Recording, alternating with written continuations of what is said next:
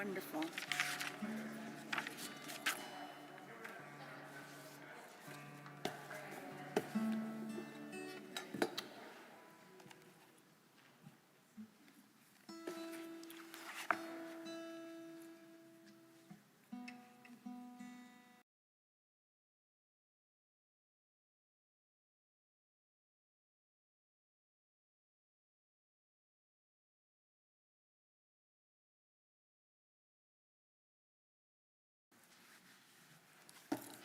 Shabbat Shalom, everyone. So thrilled that you're all here to join us. We do have a special guest this evening. Along with other city congregations, we're co-sponsoring programming this Shabbat to shine a light on the stigma of suicide and offer support to all those in our community touched by suicide. As part of that effort, we invite those who have been touched by suicide to attend a drop-in, a support group, Saturday afternoon from 3 to 4:30 at Anshe Sholom B'nai Israel at 540 West Melrose Street. This healing support space will be facilitated by our scholar in residence, or the scholar in residence that is visiting other shuls this evening. We have our own tonight. Board certified chaplain Rabbi Suzanne Offit and Marcia Rains, a social worker and manager of bereavement support at JCFS. As you all know, Torah is a day of delight, of leaving pain behind, but that's not always so easy. And so this beautiful poem by Rabbi Karen Kadar called Resilience. A voice calls out in the darkest part of my night, an unfamiliar sound, a question. I wonder, what is the difference between those who are defeated by their life's circumstance and those who are not? And then suddenly, revelation, a defining moment, an unexpected defiance. I shake my fist at the heavens and declare with strength and power and determination, you are not going to get me. You are not going to get me. And the monster shudders just a bit, and the shadows pull back just a bit, and the despair weakens just a bit. And I know from this moment, there is no turning back. This pain will not defeat me. We begin by welcoming in our Sabbath bride, by kindling Shabbat candles. We invite forward Devorah Heyman. And if you would all join her, page 121. Yes, please, go on up here, sweetheart. On page 121, O source of light and truth, creator of the eternal law of goodness, help us to find knowledge by which to live. Lead us to take the words we shall speak into our hearts and our lives. Bless all who enter the sanctuary in need, all who bring the offerings of their hearts. May our worship lead us to acts of kindness, peace, and love. Amen. Amen.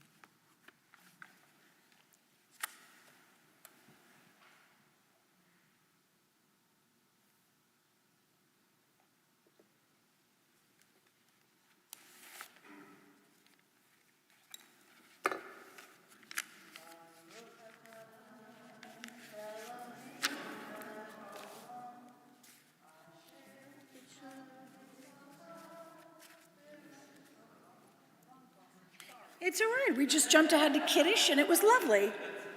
You want me to help you? Baruch atah Adonai. Eloheinu melech Nice.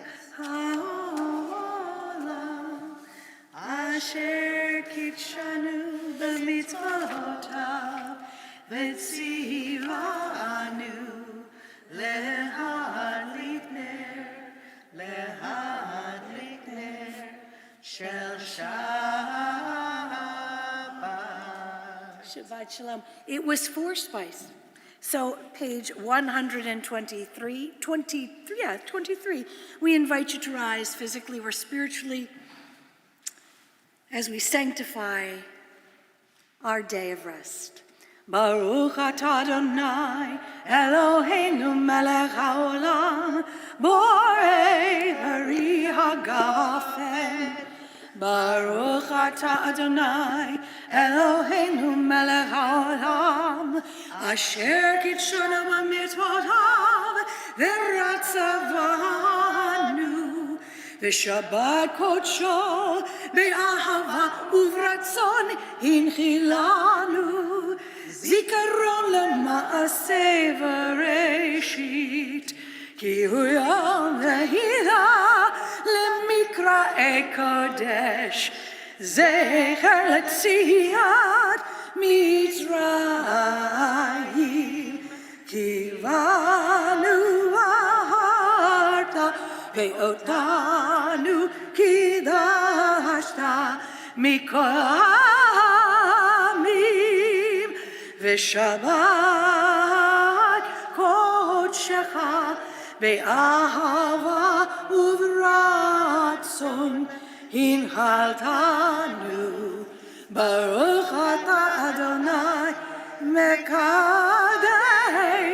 hashabbat L'chaim. L'chaim cantor. Please be seated. Page 125, we read together. Where has this week vanished? Is it lost forever? Will I ever recover anything from it? The joy of life, the unexpected victory, the realized hope, the task accomplished. Will I ever be able to banish the memory of pain, the sting of defeat, the heaviness of boredom? On this day, let me keep for a while what must drift away. On this day, let me be free of the burdens that must return. On this day, Shabbat, abide. Help me to withdraw for a while from the flight of time. Contain the retreat of the hours and days from the grasp of frantic life. Let me learn to pause, if only for this day. Let me find peace on this day. Let me enter into a quiet world this day. On this day, Shabbat, abide. On page 128, Ma Yafeh Hayom.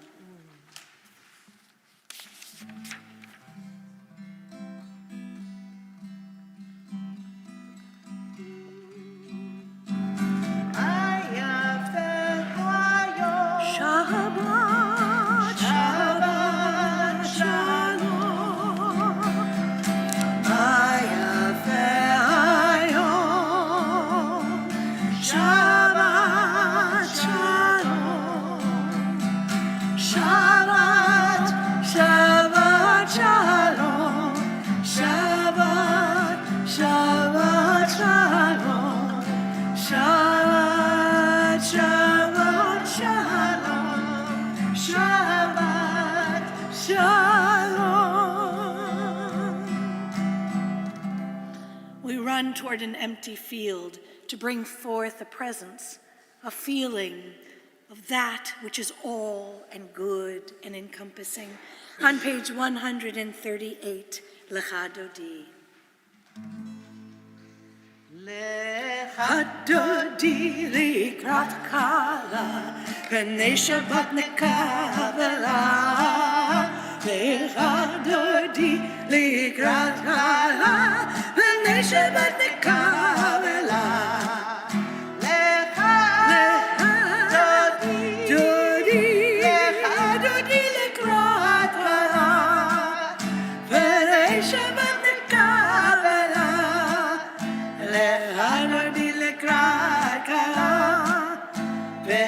Shabbat nekavela, shamor v'zachur b'dibur echad, ishmi anu el hamiuchad, Adonai echad, u'shamo echad, l'shem u'tiferet v'litilah. Lecha Dodi, lekrat kala, Shabbat nekavela.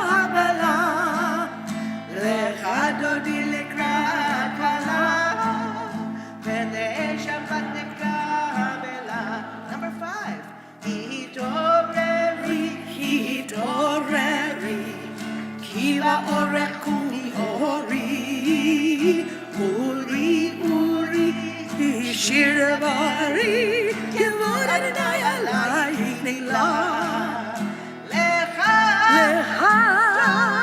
Dodi, Lekran Kola, Pele Shabbat Nekabela, Lecha Dodi Lekran Kola. Pele Shabbat Nekabela, Mo'il Shalom Ateret Ba'ala, Gam Besimcha Uvetzola, Toreh Muneh Am Segula, Mo'il Halam, Mo'il Halam, Lecha, Dodi, Lekran Kala, Pele Shabbat Nekabela, Lecha Dodi Lekran Kala, Pele Shabbat Nekabela. Page 147. There is one who sings the song of his own life, finding everything within himself. There is one who leaves the circle of herself and sings the song of her people. There is one whose voice rings with the song of humanity, hoping for the highest perfection. And there is one who rises even higher, uniting with all creatures, with all worlds, filling the universe with song. Nivorech, let us bless. I invite you to rise, page 146. La la la la la la la la la la la ya la la la la ya la la la la ya la la la la ya la la la la ya la la la ya la la la Baruch et Adonai Hamevorach Hamevorach Baruch Adonai Hamevorach Le'olam va'ed Le'olam va'ed. Page 148 in the Hebrew. Baruch atah Adonai Eloheinu melech haolam asher bivaro ma'ariv aravim b'chokhmah poteach she'arim uvitvuna meshane itim umachalif et hazmanim umesader et hakochavim b'mishmeroteim barakia kirtzono borei yom v'layla golel or mipnei choshech vechoshech mipnei or uma'avir yom uma'evin laila uma'avdil bein yom uvein laila Adonai tzevaot shemo El chai v'kayam tamid yimloch aleinu leolam va'ed Baruch atah Adonai Hama'ariv Aravim. And a poem by Alden Salvi from his book This Precious Life. All is well. In the hills and the valleys, in the wind and in the clouds, in the rivers and the oceans, all is well. In the rain and in the rapids, in the storm and the gale, in the tempest and in the squall, all is well. Oh, to live in this music, all is well. Oh, to live in this song, this loveliness, this beauty, this knowledge, this dance, this chill at dawn and the breeze at dusk, these endings, these beginnings, all is well. In my courage and my fear, in my honor and in my shame, in my silence and in my thunder. Soaring, soaring, all is well.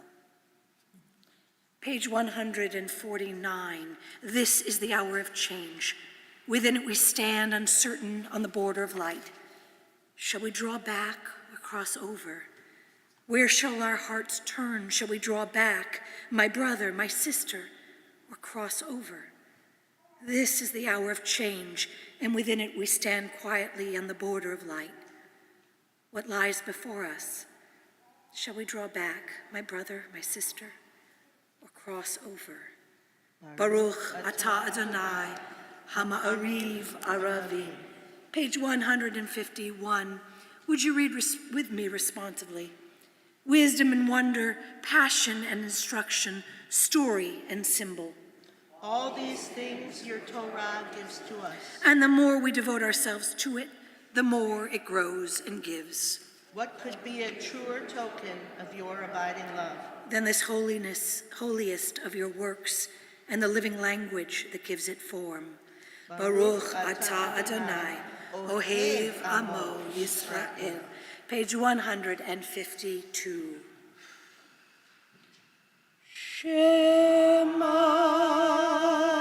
Yisrael, Adonai Eloheinu, Adonai Echad. Baruch Shem Kevod Malchuto Le'olam Va'ed. Please be seated. Ve'ahavta et Adonai Elohecha b'chol levavecha ובכל נפשך ובכל מאודיך. והיו הדברים האלה אשר אנוכי מצווך היום על לבבך ושיננת לבניך ודיברת בם בשבתך בביתך ובלכתך בדרך ובשוכבך ובקומך וקשרתם לאות על ידיך והיו לטוטפות בין עיניך וכתבתם על מזוזות ביתך ובישעריך למען תזכרו ועשיתם את כל מצוותיי והייתם קדושים לאלוהיכם. אני אדוני אלוהיכם אשר הוצאתי אתכם מארץ מצרים להיות לכם לאלוהים. אני אדוני אלוהיכם. Page 157, we read together at the top. Standing on the parted shores of history, we still believe what we were taught before we ever stood at Sinai's foot, that wherever we go, it is eternally Egypt, that there is a better place, a promised land, that the winding way to that promise passes through the wilderness, that there is no way to get from here to there except by joining hands and marching together. As is so often the case, we're strengthened when we look to the other and we reach out, or better yet, when they reach out to us. Page 158.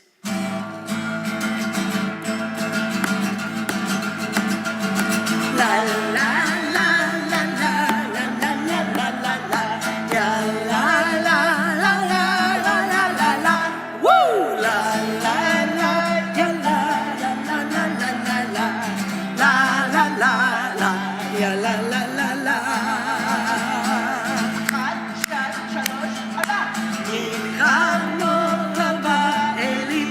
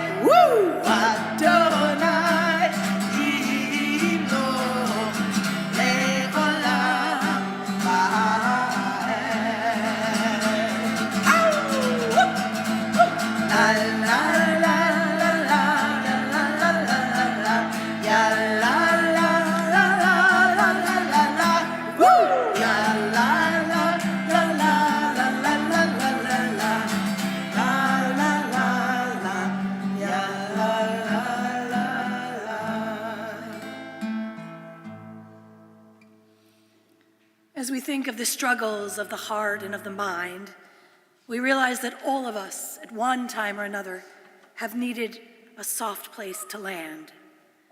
And so, this next prayer is one that wishes a peaceful dwelling, that we might be in the shadow of God's wings, that God might hold us in the palm of God's hand. In those moments when we feel our loneliness or our most disenfranchised or our saddest selves. And so we sing together with such ruach because we know that even in our darkness, if we look inside, we see that divine spark that makes us human. Wow, beautiful words.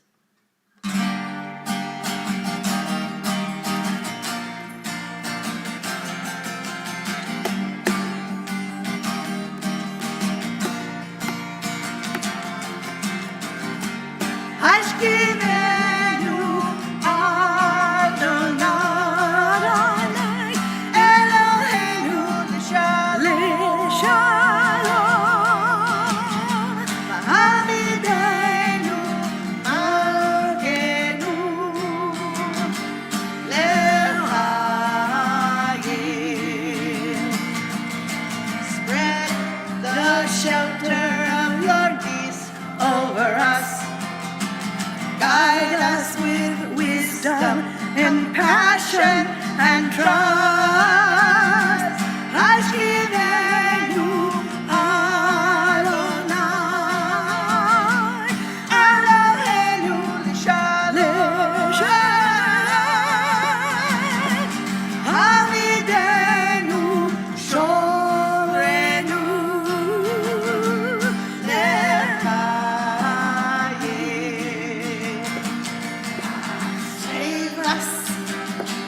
for the sake of your name. Shield us from hatred and sorrow and pain. Hashkivenu Adonai Eloheinu l'shalom Hamidenu malkeinu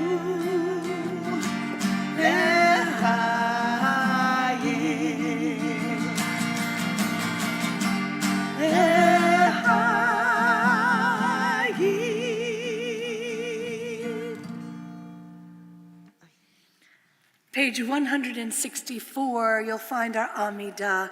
I invite you to rise physically or spiritually. Page 164. Adonai sefatai tiftach ufi agita hilatecha. Eternal God, open my lips that my mouth may declare your glory. Baruch atah Adonai Eloheinu Elohei avotenu v'imotenu Elohei Avraham Elohei Yitzchak Ve'Elohei Yaakov Elohei Sarah Elohei Rivka Elohei Leah Ve'Elohei Rachel Ha'el Hagadol Hagibor Hanora El Elyon Gomer Hasadim Tovim Ve'Koneh HaKol V'Zocher Hasdei לבתי אבות ואימהות, ומביא גאולה לבני בניהם, למען שמו באהבה. מלך עוזר ומושיע ומגן, ברוך אתה אדוני, מגן אברהם ועזרת שרה. אתה גיבור לעולם אדוני, מחיי הכל אתה רב להושיע. משיב הרוח ומוריד הגשם, מחכל חיים בחסד, מחיי הכל ברחמים רבים. סומך נופלים ורופא חולים, ומתיר אסורים, ומקיים אמונתו לשני עפר. מי כמוך בעל גבורות, ומי דומה לך, מלך ממיתום חיי, ומצמיח ישוע. ונאמן אתה להחיות הכל, ברוך אתה אדוני, מחיי הכל. אתה קדוש, שמך קדוש, וקדושים בו יום ילוך סלה. ברוך אתה אדוני, האל הקדוש. Please take a moment for your own personal reflections. When you're done with those reflections, please be seated and we'll join together again, on page 186.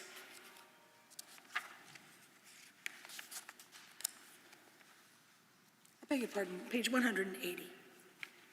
That's better.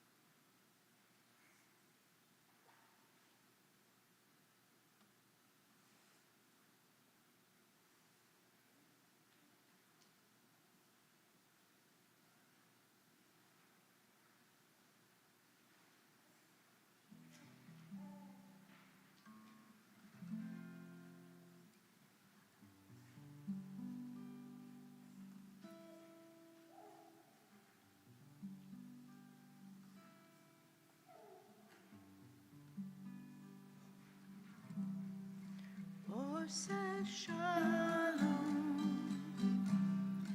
Oseh shalom, Oseh shalom b'ramah,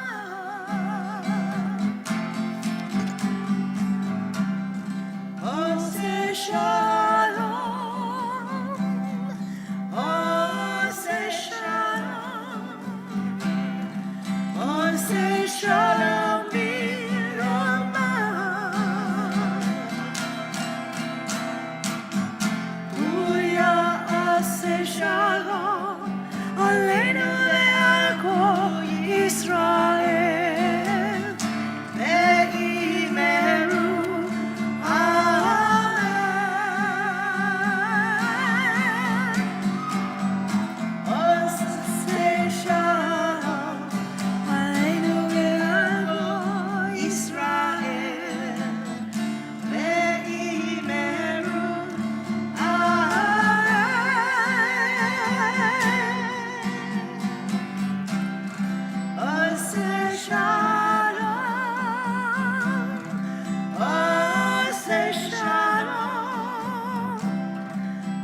Ose Shalom Birama. Ose Shalom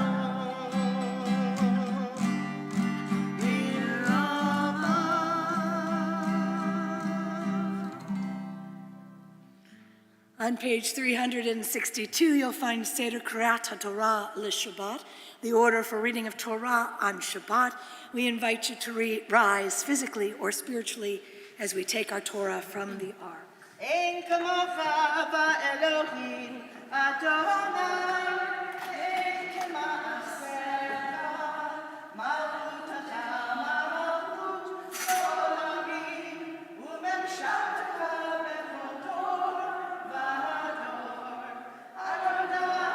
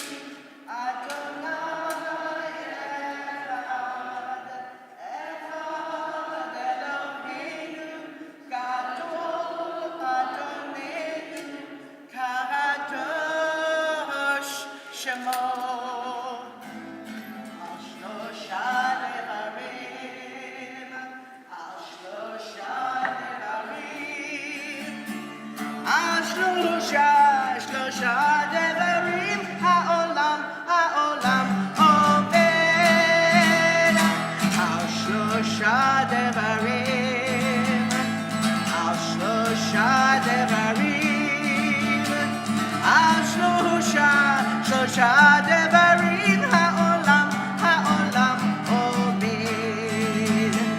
על התורה ועל העבודה ועל גמילות חסדים, על התורה ועל העבודה ועל גמילות חסדים, ונאמר לפניו שירה חדשה, ונאמר לפניו שירה חדשה, ונאמר לפניו שירה חדשה, ונאמר לפניו שירה חדשה.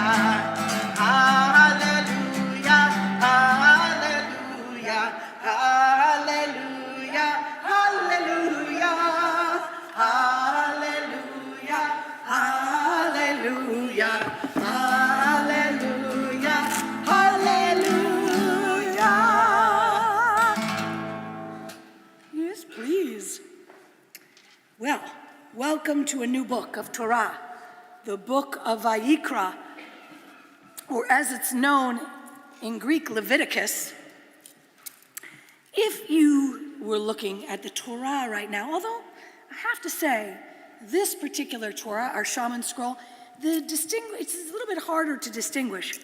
But if you were looking at Torah right now, you would see that the very first word of this book, that of Vayikra, has on it a very small aleph at the end of the word.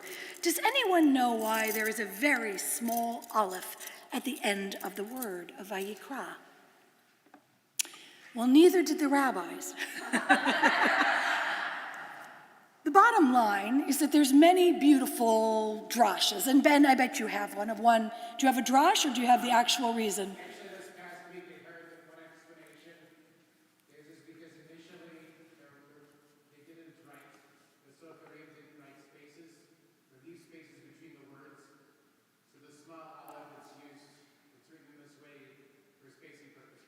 It is absolutely, that is the real reason. But think of all of the cool things that you can say about a very small aleph. First of all, what sound does an aleph make? It is a silent letter, that's true. It only sounds if there is a vowel that causes it to sound. And so, one of the lovely midrashim that's made up about this particular small aleph is that because the word vayikra means he called, and the key, by the way, is God, that this calling to Moses shows that Moses was humble and in his humility didn't want to make that he was any more special than anyone else, that God's calling was a soft nothing of a call, that really he was not that important at all. We all share import in the eyes of God. And so, if you would, Elizabeth, here is the blessing before the reading of Torah, and if you'll give it a whirl, we're on page 605 if you want to follow along with the Hebrew. All right. Baruch hu Adonai hamvarach. Baruch Adonai hamvarach le'olam va'ed. Baruch Adonai hamvarach le'olam va'ed. Baruch atah Adonai Eloheinu. I was at the wrong, sorry. Baruch atah Adonai Eloheinu melech haolam. Asher bachar banu mikol ha'amim. V'natan lanu et Torato. Baruch atah Adonai noten ha'torah. Amen. Could you hold that for me? That would be lovely. Vayikra el Moshe, and he called to Moses, Vaydaber Adonai elav me'ohel moed. And Adonai said to him from the tent of meeting, Lamor, saying, Deber el b'nei Yisrael v'amarta alehem. Speak to the I'm going to read it, so you don't have to follow along. It's no worries. Speak to the children of Israel and say to them, Adam ki akriv mikem korban ladonai, the person that brings close an offering to God, min habhema, min habakar, umin hatzon, tikrevu et korbanchem, should choose from the cattle, either the herd or should choose from the flocks. Im olah korbano min habakar, and if this is to be an offering that is a burnt offering from the herd, zachar tamim yukravenu, you should offer up a male that is without blemish. El petach ohel moed, and it should be from the tent of meeting, yakriv oto, that you offer it, linsonchem lifnei Adonai, that it might be acceptable in front of God. Baruch atah Adonai Eloheinu melech haolam, asher natan lanu torat emet, v'chayei olam nata b'tochenu. Baruch atah Adonai noten haTorah. Amen. Thank you. Thank you so much. Our thoughts turn to those who are in need of refuah shlema. We're especially keen to recognize those who are struggling with mental health, and that, God willing, at this late time and age, we have reversed some of that horrible stigma. We have so much farther to go. But I, as someone who suffered from depression, am here to tell you there is nothing to be ashamed of. Nothing to be ashamed of. And so our hearts go out to anyone struggling with that malady and with anything else. We are thinking of Stephen Engelman, David Fleischman, Marcy Gelber, Phyllis Goldblatt, Mandy Herlick, Tony Hilsebeck, Molly Levine, Miriam Lyon, Tom Sobel, Tolly Stein, Cameron Michael Taft, and Eddie Tucker. As I go around, if as my arm sweeps, you would call forth the name you're thinking of, don't worry if you overlap. Woman. Sophie.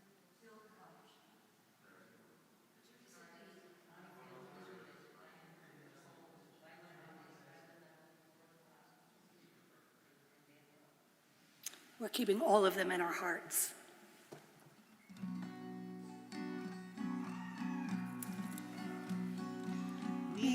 Mishaberach Avotenu, Avraham, Yitzchak, veYaakov.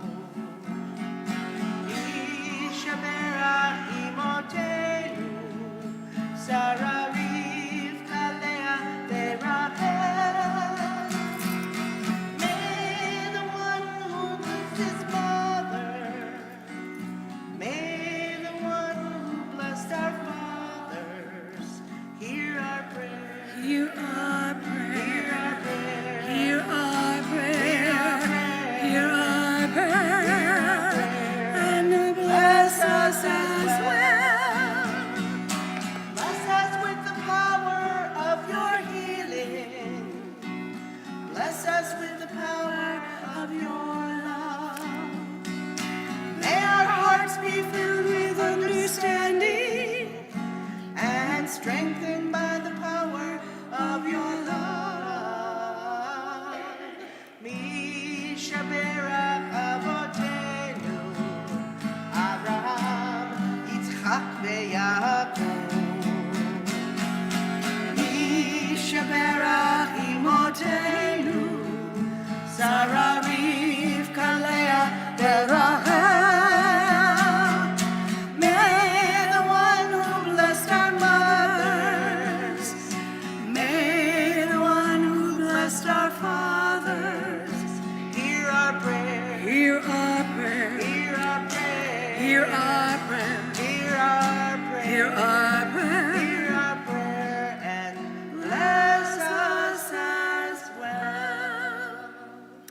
Jack, I'm sorry I forgot to ask any on YouTube that were calling forth names.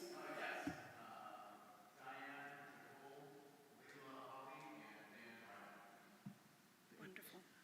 Page 374, we invite you to rise again as we place our Torah scroll back into the ark.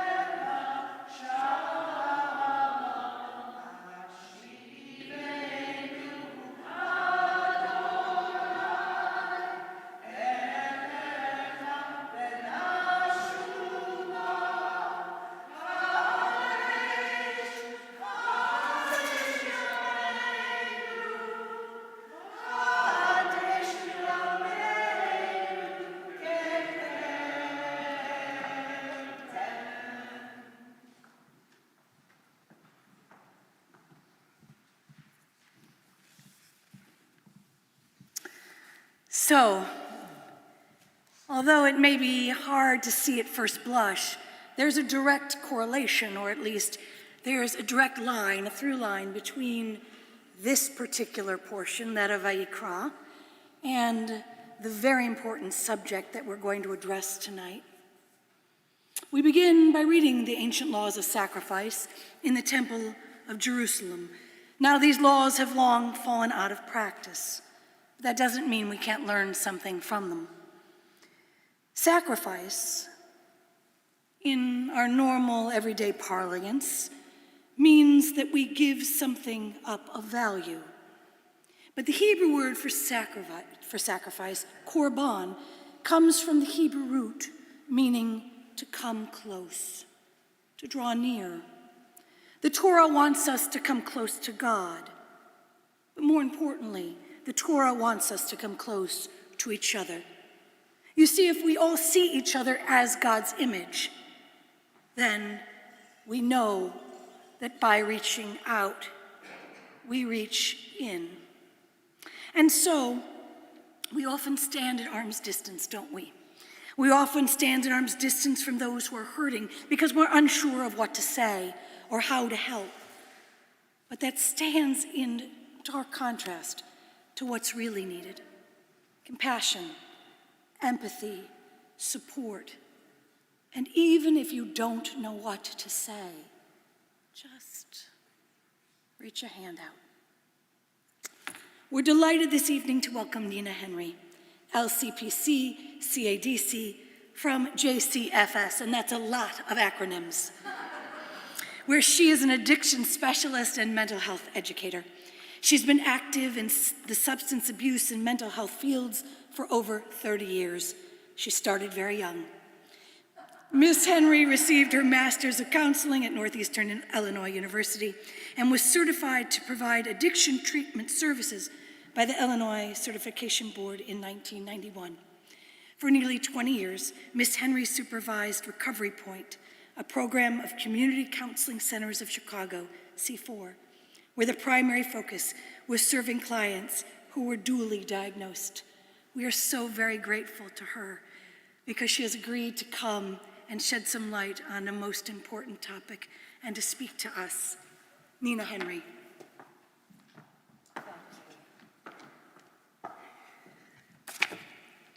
Shabbat Shalom. Thank you so much, Cantor Friedman, and thanks to all of you for inviting me to be in your sacred space and to worship with you. And the ruach with which you all sing, and your wonderful leader, whose name regrettably I don't know, but you just sang with such spirit, such ruach, so it really was a great way to celebrate Shabbat. So tonight we will be discussing, actually I'm going to spend some time on mental health before I switch to the slightly more difficult topic of suicide. And actually, I'm not going to speak so much as I'm hoping we can have a discussion. It's not my nature to stand up on the bema and pontificate. It's just, I think it's boring for you, and it's frankly boring for me too. So let's get started right away. So does anyone know, historically, what the Jewish response to mental health has been? Like, what do you hear about it in the Torah? Nothing? Little bits and pieces. Anyone got some thoughts about that? It was thought that Saul had depression. It was thought that even though she wasn't drunk, it was thought that Hannah was drunk. I mean, there's a lot of different things in the Torah, but I'm actually, some of the research I did led me to a Yiddish word with which I think many of you are familiar, meshugana, right? And we say it sometimes with a little chuckle, right? Oh, so-and-so is meshugana, my aunt is meshugana, my so-and-so, right? And yet it comes from a word found in Deuteronomy, shigoan, meaning crazy, which frankly is not a very nice word for mental health problems, but that's basically what the translation is. And there's another word in the Torah, shoteh, which can be translated as either vagrant or psychotic. People described this way in the Torah were said to be unable to be married or to bear witness. And sadly, to this day, in fact, in some of the sectors of the Orthodox community, if it is known when they're trying to make a shidduch, a marriage match, if it's known that a member of either the bride-to-be or the groom's family has a history of mental illness, a lot of times that shidduch, that marriage match, will not happen. So unfortunately, we carry this stigma very much to the present day. So today we like to think of ourselves as less inclined to stigmatize people with these problems, but think about it. We bring food and support to people who are physically ill. Do we do this for people who have been struggling with mental illness or mental health problems? Truth be told, we probably don't even know who might be suffering in this way because we don't talk about it. So this is food for thought. Maybe this is something we can think about for future.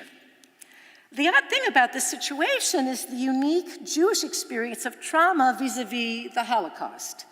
In fact, recent research into epigenetics tells us that this trauma can be passed from one generation to the next. We're told, never forget. Yet how many of us have family members who are survivors who never talk about their trauma? My own father, a survivor, refused to speak his native tongue German until my nephew interviewed him for a college project. He never told his entire story to any of us. So I was probably in my mid to late 40s when I finally learned by listening to this taped interview of my father's entire story. And indeed, I know intrinsically that his experience and the way he parented us by virtue of that experience made me in many ways who I am today. So we really, really, really need to be mindful that so many of us are sort of keeping secrets because, again, of the stigma that we have around these topics. So again, let's try and have a discussion. I didn't hear from too many of you the last time, so I'm really hoping you're going to jump in. So I want to hear from you what you think a mental disorder is. And that's, when I say disorder, I mean something that's diagnosable, but more than that, what defines a mental disorder? Yes? Something that makes us not work like everybody else. So we're not working quite the same as everybody else. And by the way, the folks that are tuning in from home, I don't know if you can write in the chat or something, but if you can participate, please, I welcome you. That would be great. So something's not working quite right. What else might you observe about someone with a mental health problem? How would you define that? Yes? So they can look really sad and be depressed. How might that make them be out in the world? Isolated, right. So anything else, any other thoughts? Thank you. Any other thoughts? Yes?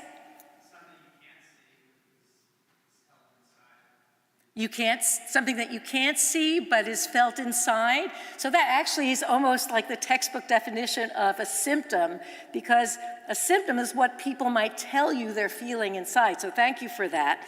Anyone else? Anyone else want to say anything else before I kind of give you my answer? Yes, sir.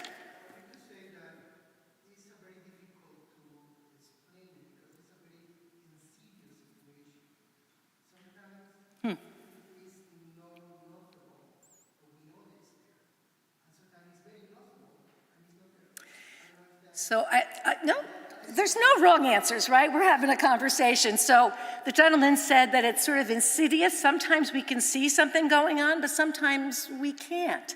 In fact, part of the reason I'm here is I want to exhort you to look for signs and symptoms, because really at base, mental health problems, mental disorders, are people that are struggling with basic functioning. Are they getting to work on time? Are they showing up on time for things? Are they tardy? Are they sleeping too little? Are they sleeping too much? Are they eating too much or eating not enough? I think one of you said that someone who's depressed looks sad. So sometimes someone who's depressed looks sad, sometimes they have a very blank expression.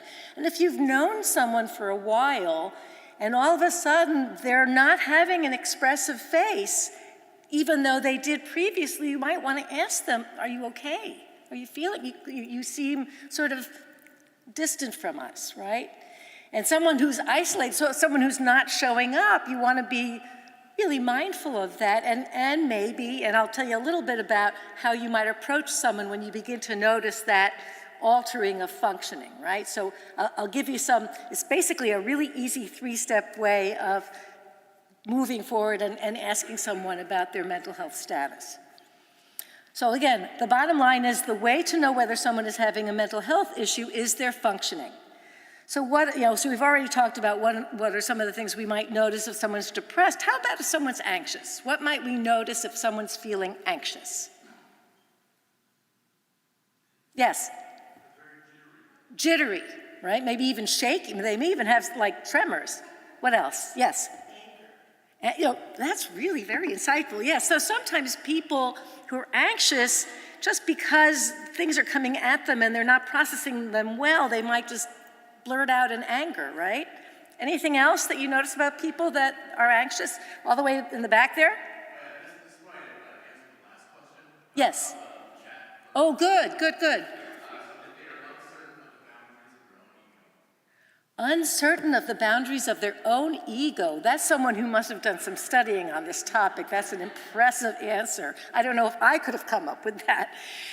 So anxious people, in fact, you may know people who have panic attacks, who suddenly, for no apparent reason, suddenly maybe have to leave the room. I actually was at another synagogue, and someone in the row that I was in, it was obvious to me by virtue of my training that they were having a panic attack, and I kind of scooched myself over and I said, are you okay? Maybe we should do some breathing together just to help that person kind of come back to themselves.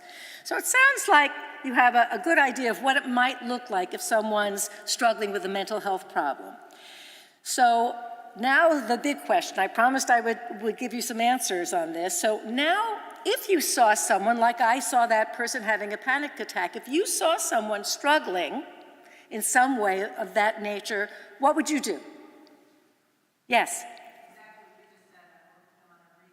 So if it was a panic attack, you'd help them breathe, maybe help them focus on other things in the room to sort of get them out of themselves.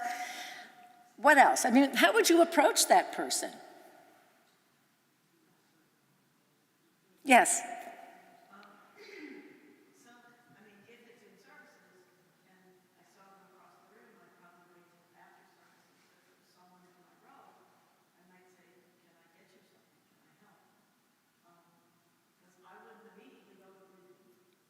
I like very much what you said, Devorah, about I would wait until after services and find a private sort of safe space. Because people, sadly, because it's stigmatized, feel a sense of shame about the problems they're experiencing. They don't feel normal. So without taking them into a more private space, they may not, if you just like where everybody's milling around, if you ask them the question, they may not answer. They might, which has happened to me even when I did my very best, they said, I'm fine. And in fact, that might be what happens. Yes?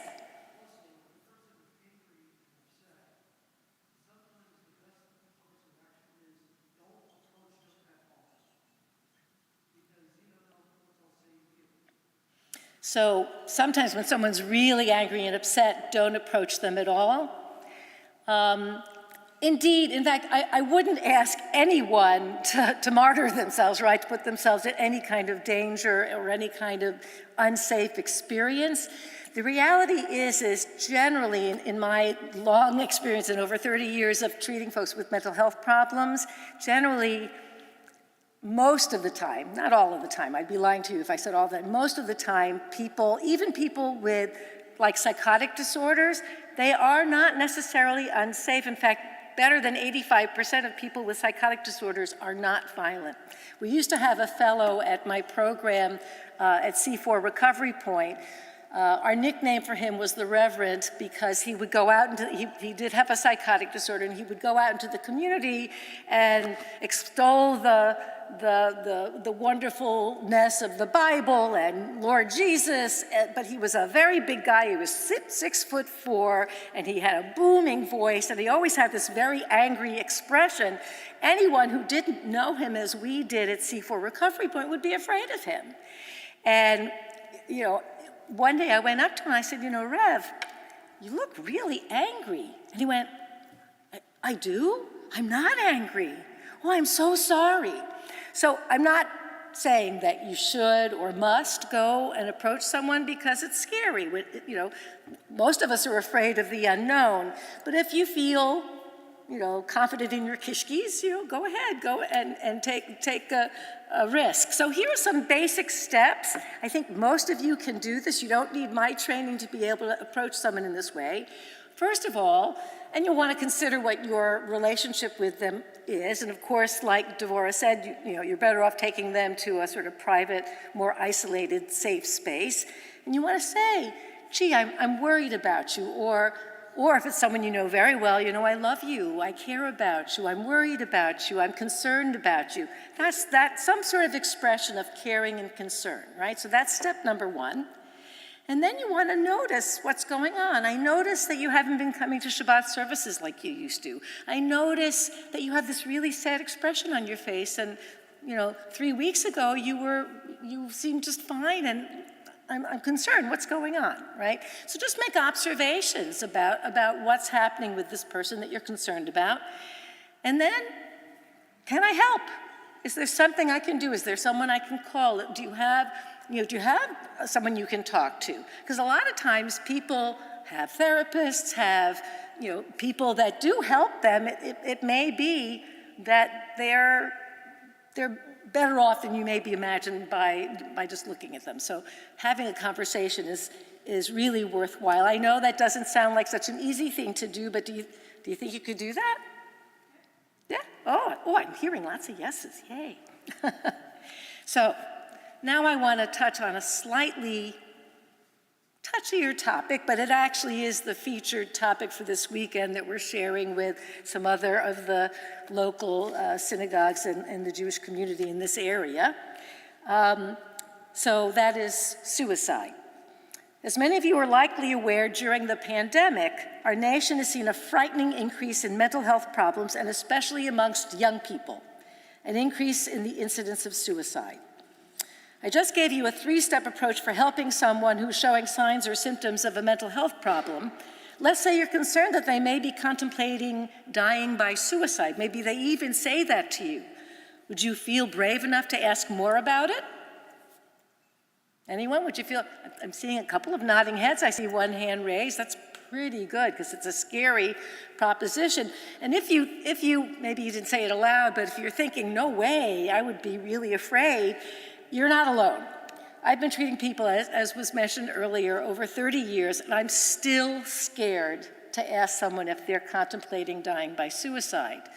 Why would that be? Why would any of us be scared? Yes? That wouldn't have been my answer, but that's really, I think a lot of people share your sentiment. Yeah, it's like if we talk about it, then it's for real. And generally, most of us, when we contemplate suicide, we think of it as a pretty scary thing. For me, what used to scare me when someone would say that they were thinking of killing themselves,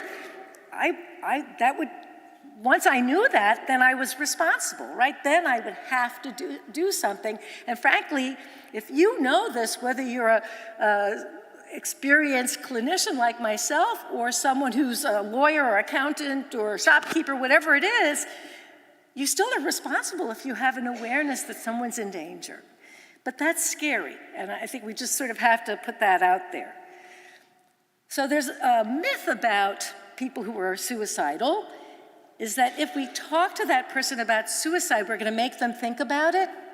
Well, I guarantee, and I'm seeing Cantor Freeman's going, yeah, no. They've been thinking about it. You did not, by asking them whether they're thinking of dying by suicide, you are not putting that thought into their heads. Someone who is contemplating that's probably been thinking about it for a long time. And the other piece is they haven't necessarily decided. Most people who are contemplating suicide are quite ambivalent.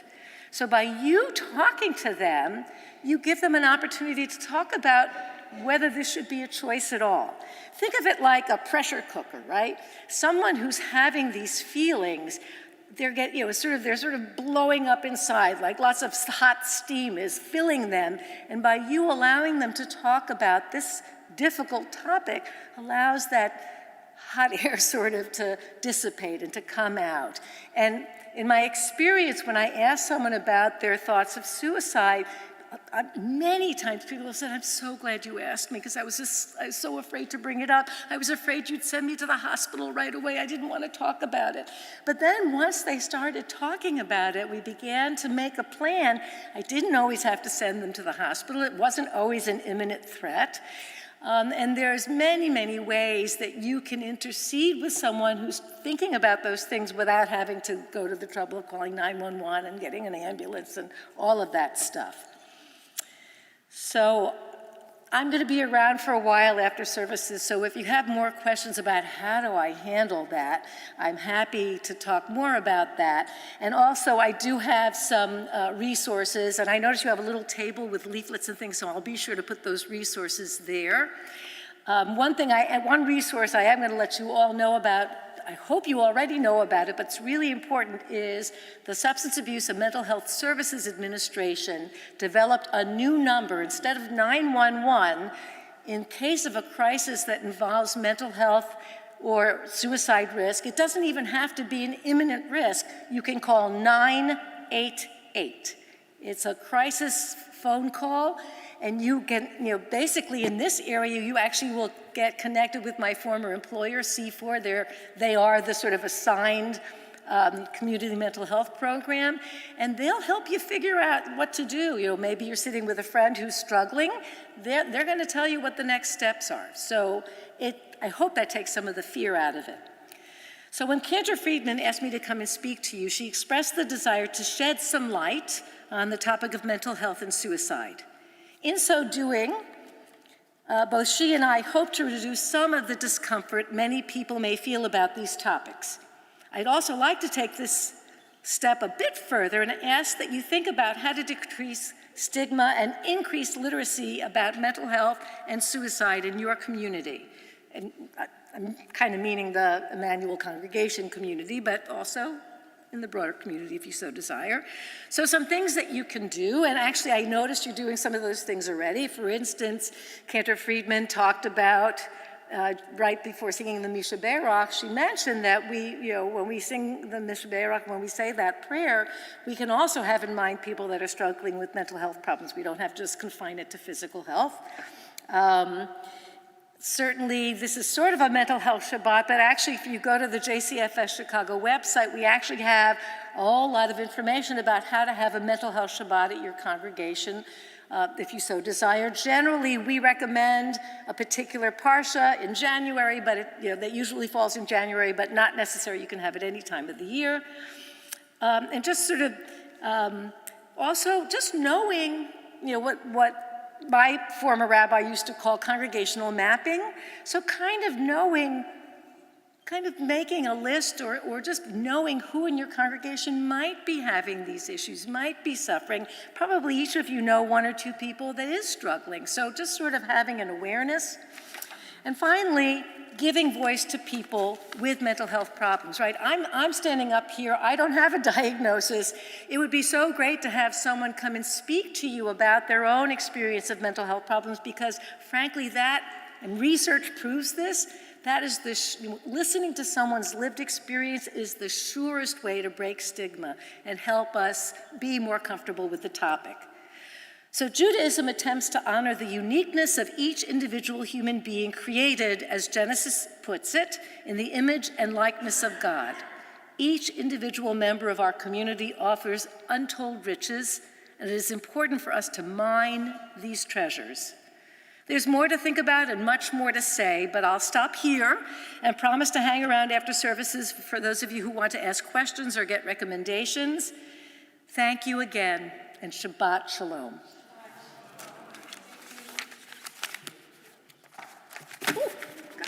I almost had a little accident there. That would be bad. Thank you so much. We're so grateful to you, to JCFS. I do want to say, golly, having a mental illness is a chemical imbalance. And, similar to diabetes, right? Our body, something malfunctions. And in the case of a mental illness, our brain malfunctions. And thank God, with psychopharmacology and with talk therapy, you can get better. So there's great hope. Grateful, thank you. There'll be a small Oneg-type cookies in Dannenberg. And, as she said, we'll stick around. Page 586, and we invite you to rise physically or spiritually. 586. Aleinu לשבח לאדון הכל, לתת גדולה ליוצר בראשית, שלא עשנו כגויי הארצות, ולא שמנו כי משפחות האדמה שלא שמחנו כהם וגורלנו כהמונם ואנחנו קוראים ומשתחווים ומודים לפני מלך מלכי המלכים הקדוש ברוך הוא ונאמר והיה אדוני למלך על כל הארץ ביום ההוא יהיה אדוני אחד ושמו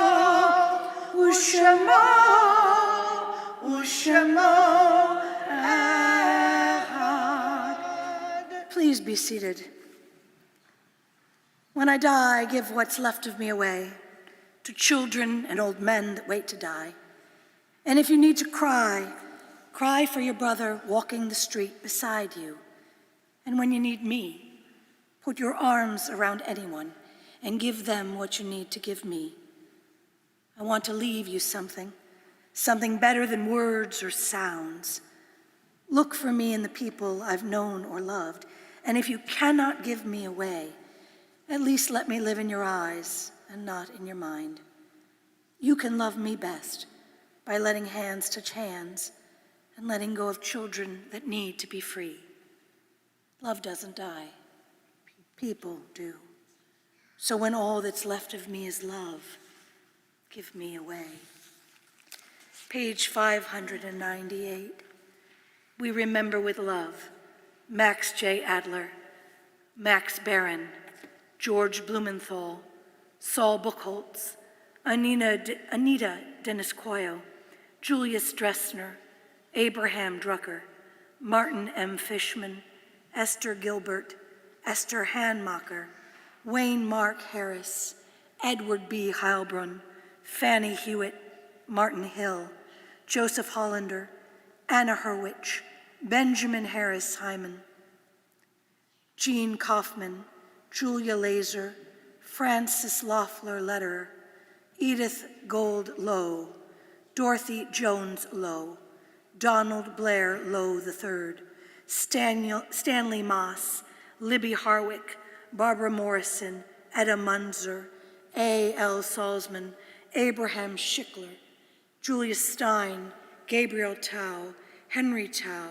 Molly Trosh, Richard Uslander, Seymour Waitsman, and in recent days, Joel Rubin, Natalie Salteel, Jack, or anyone in the congregation. Any other names for Kadisha Tome?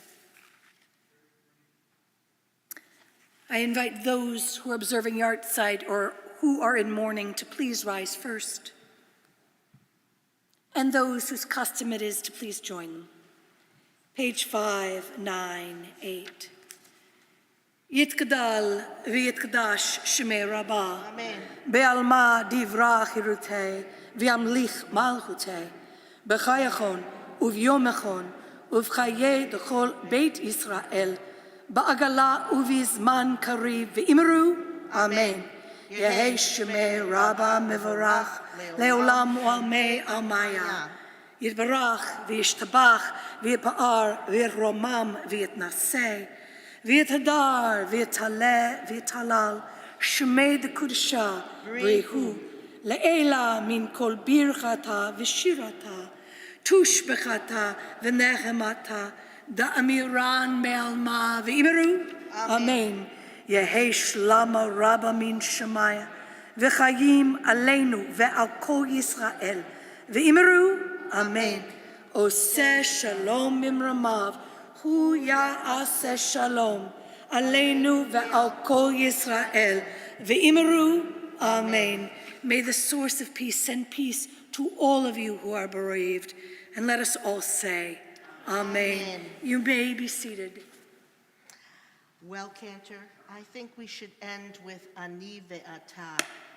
It astounds me how it sounds so trite, but when I'm at the store and I see somebody that looks like what you were describing, sad or out of it or lonely or scared, sometimes just a smile and how are you?